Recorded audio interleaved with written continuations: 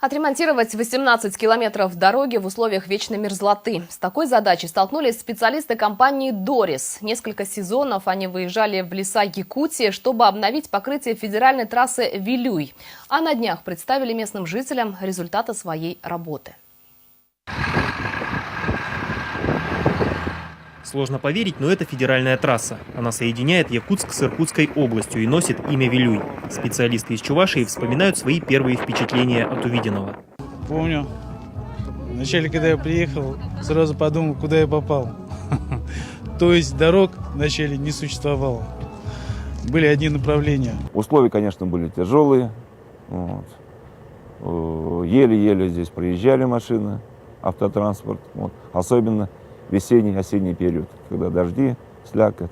Сейчас эти места не узнать. Теперь здесь прочный и ровный асфальт. Уложить его было непросто. Дело в том, что земля в Якутии непокорная. Дорожникам пришлось применить все свое мастерство для того, чтобы ее усмирить. Сейчас перед сдачей каждого участка они проводят небольшой эксперимент.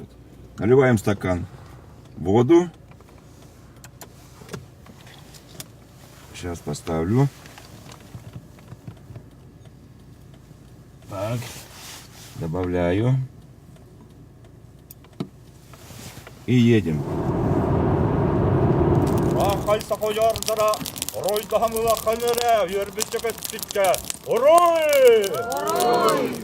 Якутский шаман взывает к светлым богам и просит их благословения. На открытии участка, что отремонтировали специалисты компании «Дорис», прибыли первые лица республики. Среди них избранный глава Айсен Николаев.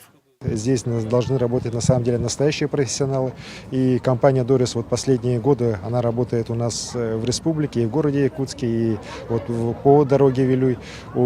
Качество ее высокое, и конечно, то, что они уже выигрывают все конкурсы, которые проводятся так по строительству, участвуют в них и достойно в сроки завершают свою работу, уже о многом говорит.